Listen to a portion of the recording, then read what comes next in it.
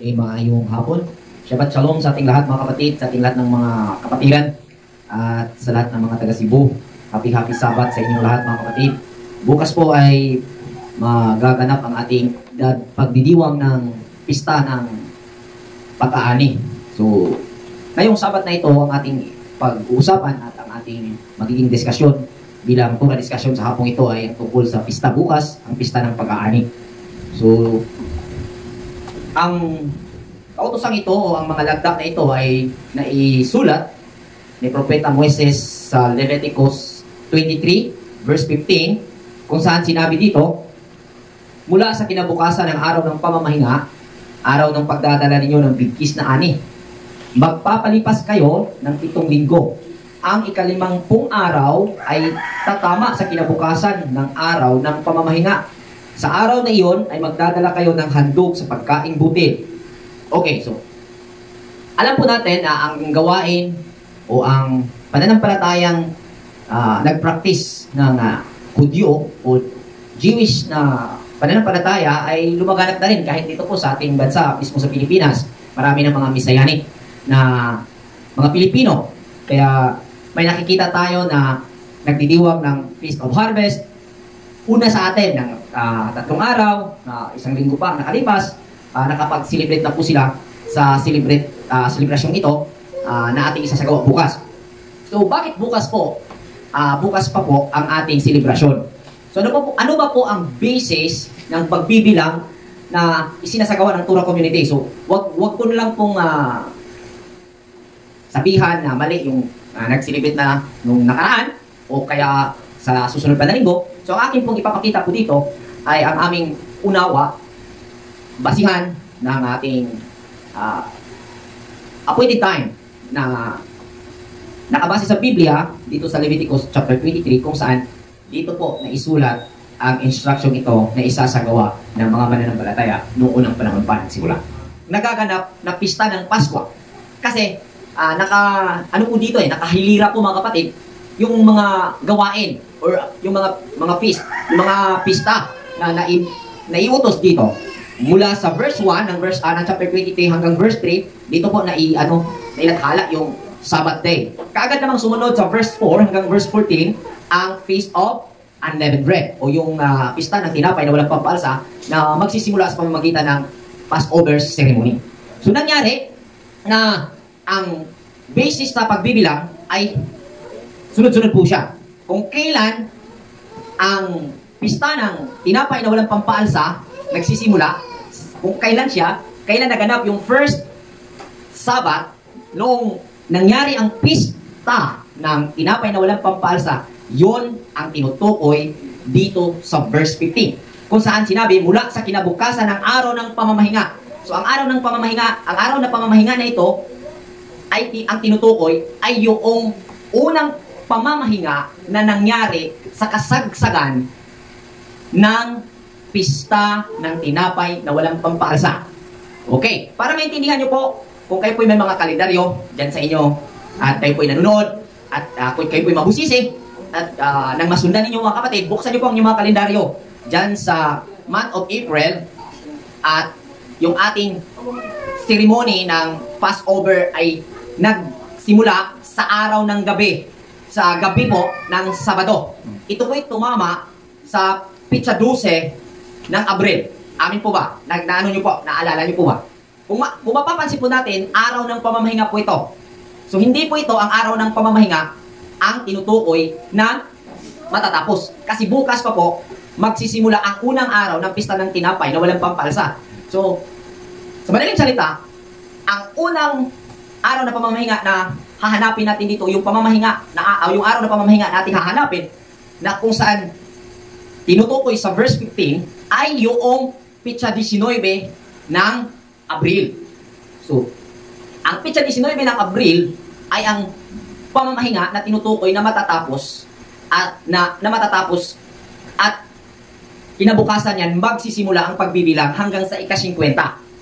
So, kung ating bibilangin muli sa 19, yan po yung pamamahinga na tinutukoy. Pagka 20 po, yan po ang day 1 ng tinatawag na Feast of First Fruits or pagdadala ng unang bunga para ihandog sa Panginoon. So kung ating titingnan, from April 20 hanggang bukas po, o hanggang ngayon po, kung ating tingnan, 7 Sabbaths ang lumipas. Okay? 7 Sabbath ang lumipas. Kung ating tingnan, yung Sabbath na lumipas, yung 19, yung una, pangalawa, yung 26, pangatlo, yung May 3, pang-apat, yung May 10, panglima, yung May 24, at yung pang-anim, ang May 31. At ngayon po is May 7. Ito yung huling Sabat, pang-pitong Sabat. At sinasabi dito, 5 linggo. So pag linggo ang iyong titingnan, automatic 7 Sabbaths. Kasi yung Sabbath day is a 7th day. Okay? So, 7 times 7, 49. So, simula April 19 hanggang ngayon is, ngayon po ang ika-49th day. Kung ating bibilangin. At yung instruction, yung ika-50 days, doon po isasagawa ang Feast of Harvest. So, doon po ang mismong araw na magdiwang. So, yan po ang basic ng ating basihan kung kaya ang Torah community ay bukas po magsasagawa ng pagdiriwang. So, nawa naging malinaw ito at sa karagdagang katanungan tungkol sa pagbibilang at ng mga plating na ito, pwede nyo po ako i-contact o ini sa mga elder na kasama dito sa Torah community o sino pong member na inyong pong nakikilala na kasama sa Torah community. Kung inyo pong makita ang video na ito at gusto nyo maliwanagan tungkol sa counting na ito, ay malaya po kayo makapag-message at makapag-set ng time para mapag-usapan at na lalong maintindihan ang karagdagang detalye tungkol sa plating ng mga pista. At sa abot ng aking makakaya, aking pong ibabahagi ang aking nalalaman sa mga nagtatanong. Okay, so ngayon naman, atin ang naipakita ang basis ng counting sa pagbibilang. Dadako na naman tayo sa essence, sa buod ng gawain o ng pananampalataya na napapaloob sa practice na ito. Dahil dito po yung importante. Kasi yung iba, mga kapatid, nakapokus lalo yung mga nagpractice nito sa pizza. Kapag hindi eksakto yung pizza, parang dinidiscriminate kanila. Parang hindi tama yung kanyang pizza. Bakit ngayon pa lang sila nag-celebrate ng unleavened bread? O bakit ngayon lang sila nakapagdaos ng Feast of Harvest? So, masyadong nakapaglaan ng maraming atensyon doon sa pizza. Which is, yung pagtuon ng atensyon doon para mahanap yung exact day para doon isagawa, walang problema yon. Pero, mas mag-igi, tumama ka doon sa pizza, tumama ka rin sa buod kung bakit isinasagawa sa pizza yon ang mga gawain iyon at malaman natin ang buod ng mga practices at magkaroon ng benepisyo sa bawat nagsasagawa nito. Kasi ang pagkakaintindi ng iba, mga kapatid, tungkol sa gawain ito ay kapag nagawa ito, kapag naisagawa sa tamang pizza at nagkaroon ng pagtitipon at nandun ka, hindi ka nakapag-absent, ay ang akala nila nakakapagpuntos na sila sa Creator na nakatingin sa kanila na andun sa langit. Which is, hindi po ganun ang pananampalataya ng Torah community. So, isa pa sa mga evidence na idadagdag ko na yung counting or yung plotting na sinunod ng Torah community sa pagsisikap na ginawa ng inyong lingkod, mga kapatid, ay may basihan po tayo, biblical na mga basihan kung saan sila kasi ang unang nagsasagawa ng pananampalataya ito. Dito po sa libro ng mga awit, kapitulo 81, versikulo 3, may naisulat po dito, akin pong babasahin. Sinabi po dito, magsihihip kayo ng pakakak sa bagong buwan, sa kabilugan ng buwan, sa ating dakilang kapistahan. So, na-mention dito sa himno ni Salmista David na yung pagpapatunog ng trompeta every feast and every new moon ay mangyari daw sa new moon at saka full moon, sa kapistahan. So, iisipin mo yung kapistahan na tinutukoy ba? Kung ating mababalikan sa Deuteronomy, sa Exodus, mayroong 3 major feast ang Israel, which is Feast of Unleavened Bread, Feast of Harvest, and Feast of Tabernacles. So mayroong 3 major feast na ginagawa. So ating titingnan, mga kapatid, ang Feast of Unleavened Bread, Day 1, kinagabihan po niyan is full moon.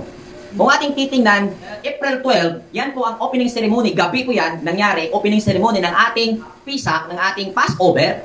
Kinabukasan po niyan is Day 1 ng Unleavened Bread, 13, araw ng linggo, first day of the week. Yan po, mga kapatid. Kinagabihan po niyan is full moon. So, pasok po tayo sa counting. So, full moon ang pista sa Unleavened Bread. Ang Day 1 ay full moon. Mangyayari. Ngayon naman, dito tayo sa harvest. Yung Feast of Harvest, ngayon po is June 7.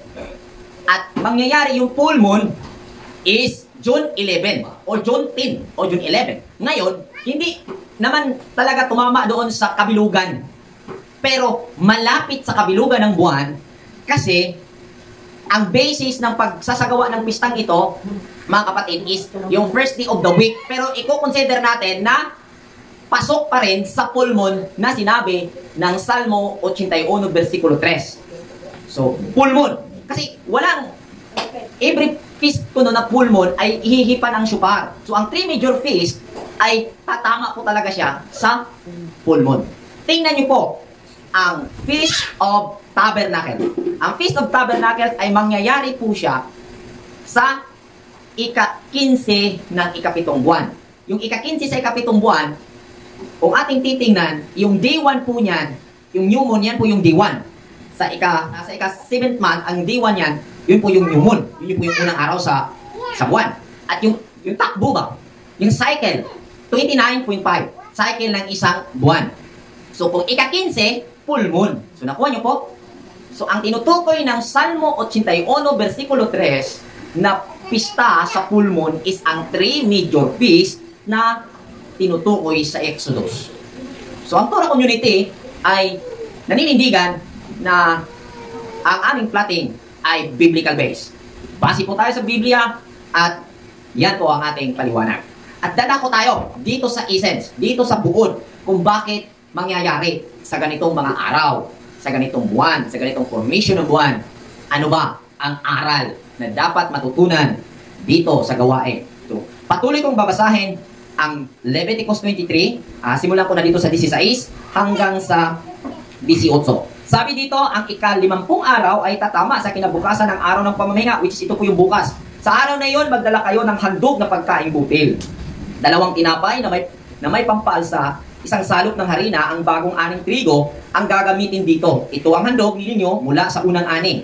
Yung feast, sa nakaraang full moon, sa first feast, sa taon, ay nagsisimula sa selebrasyon na gumawa ng tinapay na walang pampaalsa. At sumunod yung instruction sa pagbibilang ng mga paghahatid ng harvest, yung unang bunga, noong nagsimula ang counting sa day 1 at hanggang ngayon. At nitong hanggang sa ngayon, yung pinaka, at ang kinabukasan, yun na po yung magdala na ng tinapay na may pampaalsa. At yung gagamitin, notes, batayin nyo po to, ang gagamitin mula sa bagong ani. Yung harina na gagamitin para ihandog bukas ay mula sa bagong ani. Atin ang naibigay ang kahulugan ng mga unang bunga. Hindi po ito literal na tinutukoy na nakapag-harvest ka ng iyong mga prutas na kakatanim mo lang, ito yung first na harvest at yun ang ialay mo. So alam po natin ang biblical is ang metaphor na sulat o metaphor na paglalahad. Metaphor po ito, kung sa Bisaya, ito po isang bingay, parables po ito. Yung bunga ng kahoy dito, yung fruits, haich, ito po tumutukoy sa gawa. Pag sinabing kahoy, gawa, no?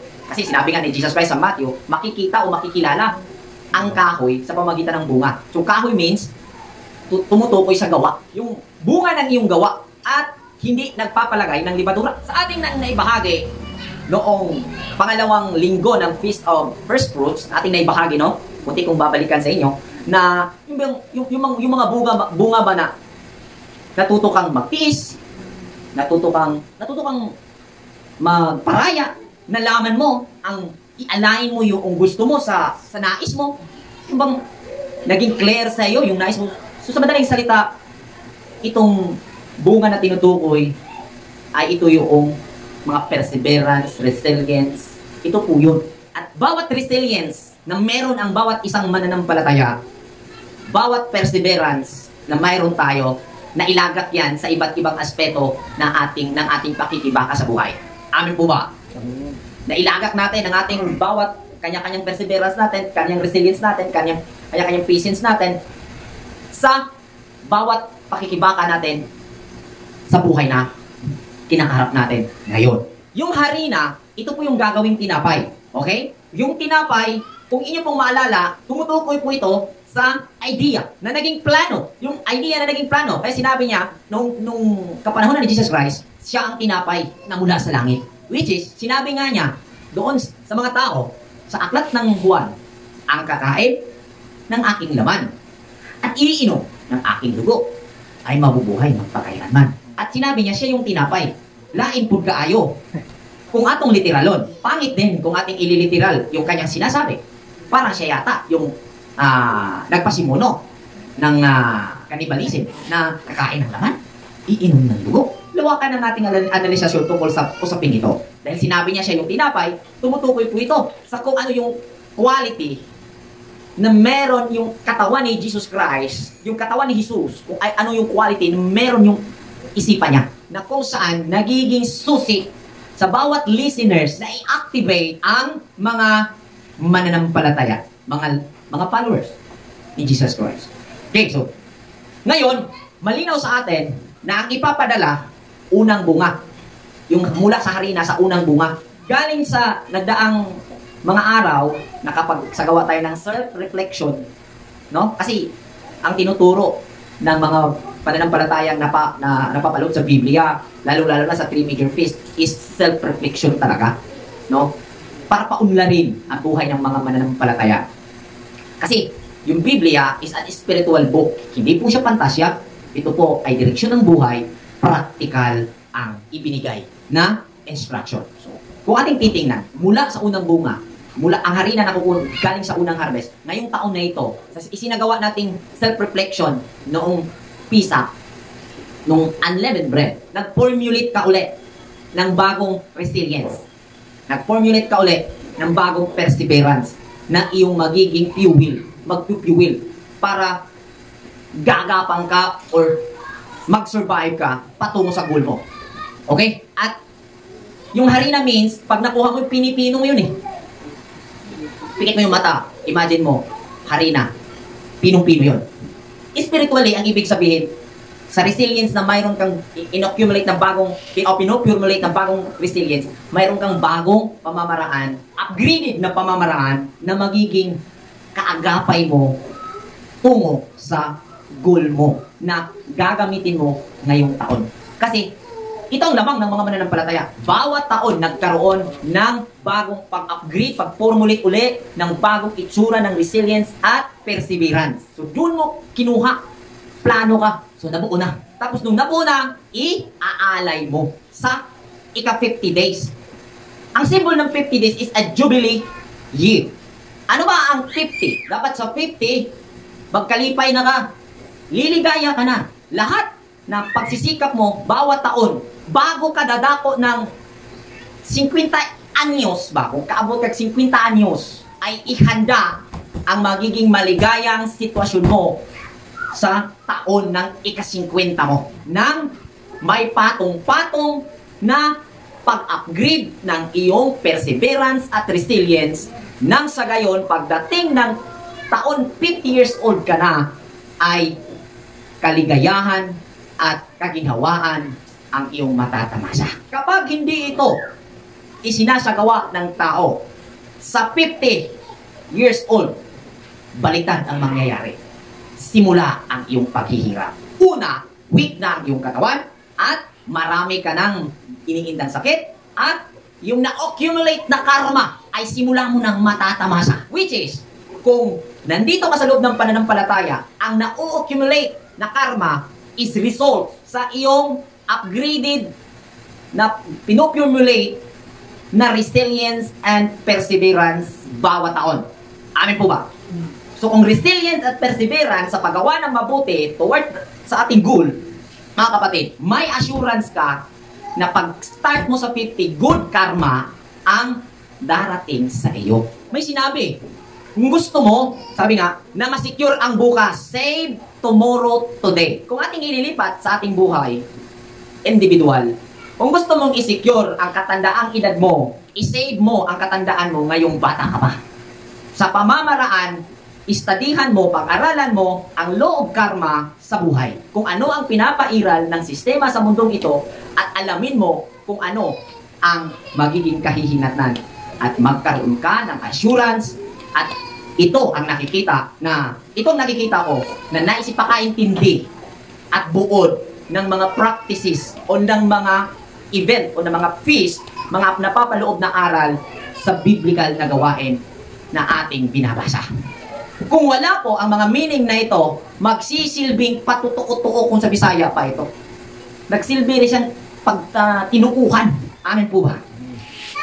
Hindi po magkaroon ng may assurance na maliwanag or walang clarity na results na magiging kahihinatnan sa gawain ito. So kung ating titingnan, mula sa bagong ani ang harina ay kukunin, mayroon, hindi simple or hindi, wala lang ang iyong pagdating sa Sabat, hindi. Pagdating sa Feast of, wala lang, dahil hindi po patsamba, itong gusto yung araw, kaya inilagay ni Moises sa pamamagitan ng karunungan na nasa katauhan ni Moses noon, nangusap sa kanya ang Diyos, na dito ko ilalagay sa araw na ito ang Feast of Harvest. Hindi yan simpleng, hindi butang. Mayroong mga kaganapan sa buong universo na nag-coincides doon. Kung kaya, ang mga pista ay natataon sa full moon. Kasi, sa full moon, tataas ang emosyon ng tao dyan. Kaya nga, may nakita ko sa social media, sa Facebook, sabi, kaya daw, mayroong monster, hindi ko ibig sabihin na mayroong real monster. Literally, wala po. Pero yung monster, ay darating po yan sa bawat isa sa atin. Inagtaas sa bulan, mutungkar po ang taitok. Hinaan na siya yung mga gravity impact, ang movement sa moon, sa sun. Hindi nagkalaban or hindi magkasalungat ang sinsya at ang spirituality. Amen. Yung sinsya at spirituality, hindi po siya magkasalungat. Coincide. Hindi po siya magkalaban, ha? Hindi po sila against. Pero, yung spiritual practice produced by the religion, yun ang magkalaban. Sinsya at spiritual practice produced by religion, yan po ay pangkalaban. Kasi ang spiritual explanation ng religion is fantasy. Ginawa lang ng Diyos sa pamamagitan ng salita ang sanglibutan. That is a fantasy. So, yan po pagkakaiba. Kaya, lilinawin ko sa mga nanonood, ang Torah community ay hindi po katulad ng pangunawa na nasa reliyon. Ano man ang ibig sabihin ng salitang reliyon, ang tinutukoy ko po, yung nasa mga grupo na may pantasyang pangunawa tungkol sa may likha at sa paglikha. Ang Torah community ay nagsasagawa ng pangunawa at pananampalataya ng spirituality, ng hindi nagkakalaban sa sinsya. Ang pagkakaiba ng sinsya at spirituality, ang sinsya kailangan makita sa kapaniwalaan. Ang spirituality, hindi pa nakikita literally, pinaniniwalaan na nang sa gayon makita ito ng literally makikita. Ganyan po yung pagkakaiba sa process, pero parehas po ang discovery. Amen. Dito sa kapistahan na tinatakel ngayon tungkol sa Feast of Harvest, ang harina na tinutukoy na ibigay na natin at ang tinapay na ipapagawa bukas ay dalawa, which is na kung ating titingnan, dalawa, ibig sabihin, wala kasing nag-iisa lang na ang creator, always binary. Kasi pag hindi dalawa, hindi mo makukumpare kung alin yung tama. Ibig sabihin, mayroon kang supporting na palaging plano. Always kang may second option. At yan ang ibig sabihin na yung iaalay sa Yahweh. Bukas po, magsasagawa ng tinapay ang mga mananampalataya dito sa loob ng Torah community. Nawa po, habang ginawa nyo ito, baon-baon nyo po, nasa inyong isipan po ang kaalaman tungkol sa gawain iyan nang sa gayon po magkaroon ng kabuluhan ang ating selebrasyon tungkol sa mga bagay na ito. Amin po ba? Nawa po, malinaw ito. At tungkol sa libadura na ipapalagay, ito po yung good libadura. Kung saan, tumutukoy sa mga additives ni mo ba? Yung bang na-acquire mo ng mga experiences sa paggawa ng mabuti na naging testimony sa iyo na ang paggawa ng mabuti ay ang pinakamabisang sandata para makamit ang goal. Yung mga testimony na nakita mo, yun yung mga libadura na ilalagay mo sa iyong plano na iyong iaalay sa Yahweh. Yun po yung libadura. Yung pinapaalis noon, yun po yung libadura na dikta ng laman. I mean, yung libadura na pinoprovide ng iyong serpent attitude, ng iyong siguristang ugali. Yung libadura na ilalagay dito ay galing sa nais. Huwag yung galing sa gusto. Kahit yung gusto nagdali. Yung nais, yun ang dapat mag-fuel sa gusto para yung gusto mag-work siya para sa nais. Huwag mong hayaan na yung gusto mo ang magtatrabaho para ma-fulfill yung nais mo. Gawin mo, na i-align mo, na magiging taas o magiging i-supervise ng iyong nais ang iyong gusto. Huwag hayaan na ang gusto ang mangibabaw sa iyong nais. Dahil ang gusto, dito po, simple kong ipapaunawa sa inyo na ang gusto, dito po, sa loob sa gusto natin, nananahan ang serpent attitude. At dito po, sa nais natin, nananahan ang spirit of wisdom, the son of Elohim, son of God. Klaro po ba? So, kung ating maintindihan, sa Matthew, mayroong sinabi dyan, naglalagay ng libadura, inahalin tulad ni Jesus Christ. Sa Matthew, ang kaharian ng langit ay kagaya ng isang babae na naglalagay ng libadura sa 3 bakol at ang buong 3 bakol ng harina ay umaalsa.